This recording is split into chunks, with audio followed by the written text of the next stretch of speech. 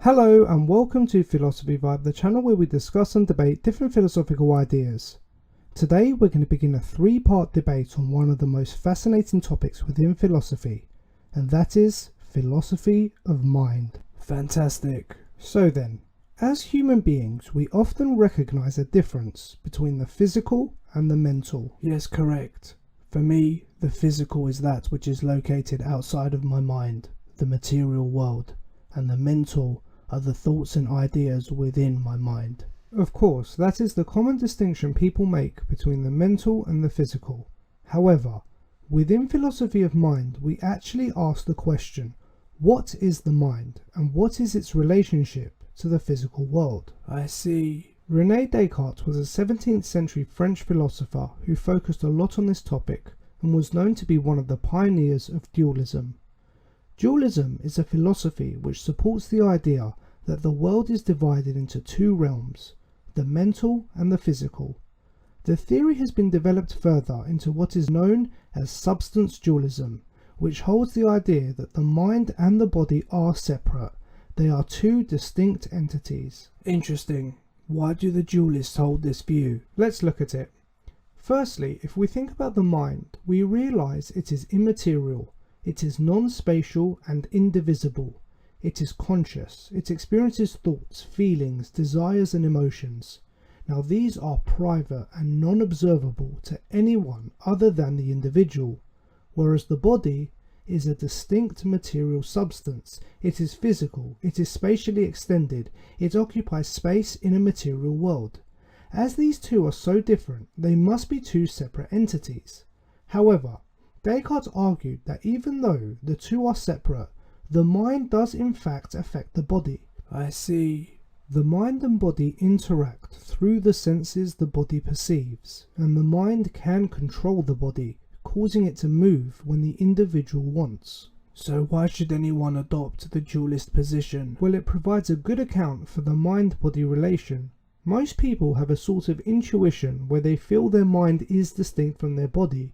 This theory reinforces that common notion, but most importantly, we can tell that there are differences between the mind and body. Your thoughts are not physical, they do not occupy space or weight unlike your body, so why shouldn't you believe that the two are separate? Well, if the mind and body are separate, then how can the dualist explain how they interact? How can something immaterial, which is not spatially located, interact and move and change that which is physical? Good point. Well, the dualist may in fact take a psychophysical parallelism point of view. This is the idea that the mind and body work in parallel with each other at the same time without any actual causal interaction. If you imagine two clocks, clock A and clock B, the two are synchronized, so when clock A reaches 1 PM, clock B's alarm will ring. Although it may seem like the two are interacting, they are in fact not, just set in parallel. This can be the same with the body and the mind. One could take the view that there is a correlation between the two, but one does not cause the other. Others may take an occasionalist point of view. This is the argument that says that the mind and body are separate and they are so distinct that the body cannot affect the mind, and vice versa. However, it is in fact God which causes the two to interact. So if you hit your hand, it is God who knows this, and then he causes a sensation of pain in your mind. Okay, well this theory just opens up a lot of problems for itself, as it relies on the need for the existence of God in order to be adopted. Well then perhaps we can adopt the Epiphenomenalism approach. This is the idea that mental events are completely dependent for their existence on physical and biochemical events within the human body. So the physical can affect the physical, and the physical can affect the mental, but the mental cannot affect the physical. So physical events can cause mental events, but mental events cannot cause physical events. So all of my behavior is caused by physical events in the body. What do you mean? Let's say I move my arm. What has happened is only a physical event causing me to move my arm. It's caused by muscles that contract upon receiving neural impulses, and neural impulses are generated by input from other neurons or sense organs. But mental events play no causal part in this process. My mind has not decided, nor has it caused my arm to move. My arm moves, and then the mental has become aware of the movement.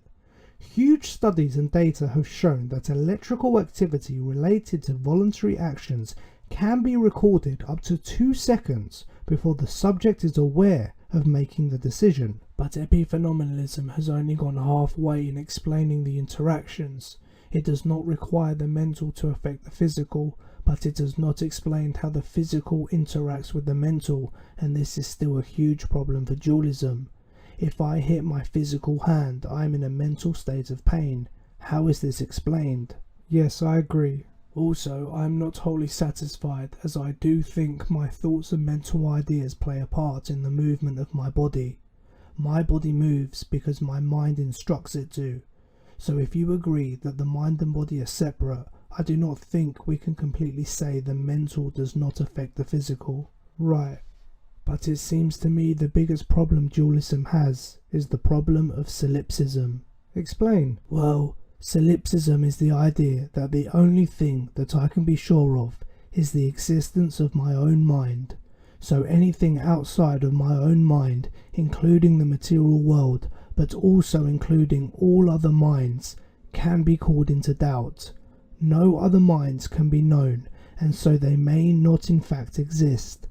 Essentially, solipsism is the idea that I can only ever know my mind, and I may be the only mind that exists. Very interesting theory, but this does seem implausible. Yes, but if we follow dualism, we eventually lead to this belief. How so?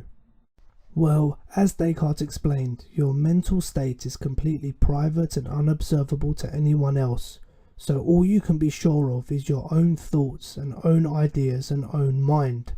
You cannot definitively say anything else exists, and this includes other thinking beings. This is the problem Descartes and dualism has run into. It is known as the problem of other minds. As we can only be sure we exist, we cannot be sure of anything else. We can doubt the existence of all other minds. If we begin at dualism, we eventually lead down a solipsist route. Well, I agree, we cannot prove other minds exist, but we are in a good position to infer that other minds exist. We know from the evidence of our own mental states that there is a strong possibility that other bodies and other minds exist. It is known as inference is the best explanation. The reason we think other bodies and minds exist is because they most likely do. We know how our own mental states correlate to our own bodies, so when we see bodies behaving in a certain way, we can infer they must also be having certain mental states. When you stab your hand, you feel pain and scream. So if you see someone else stab their hand and scream, you can infer that the sensation of pain took place, and so that mind does exist and does feel. But this is still an inference, it is not concrete proof, so it still leaves one open to skepticism. So this does not solve the issue. Every other person in our lives can be what is known as a philosophical zombie. On the outside they are indistinguishable from a normal human being, but inside they lack conscious experience and sentience. So I can stab my hand, I feel pain and I scream. I then see someone else stab their hand and then scream, but there is a huge bit of data missing for me, namely the sensation of pain. I have no idea that the other person felt this pain or felt anything. It could just be a simple input-output. The zombie stabbed the hand and the zombie screamed, but no feeling or sensation actually took place. Whatever was felt will never be known by me. It can never be known by me, so I have no evidence to suppose it exists. I then have every reason to doubt it exists. It could be that I am the only being that feels, that thinks, that is conscious. I am the only mind that exists. To many, this idea is ridiculous. No two people can ever actually believe this, as only one person in the whole of reality can be right. It also seems weird that you would attempt to defend this, because if you truly believed it, why are you arguing against the zombie? I'm just interacting in the reality I'm in. Well, we're going to have to leave it here for now. In the next video, we will be discussing further the problems with solipsism and looking at Wittgenstein's private language argument. We're also going to be looking at the materialist approach to philosophy of mind and focusing on logical behaviorism and identity theory. So make sure you tune in for that. Thank you for watching. We hope you enjoyed the vibe. Don't forget to like, share and subscribe, and we look forward to seeing you all soon. Bye bye.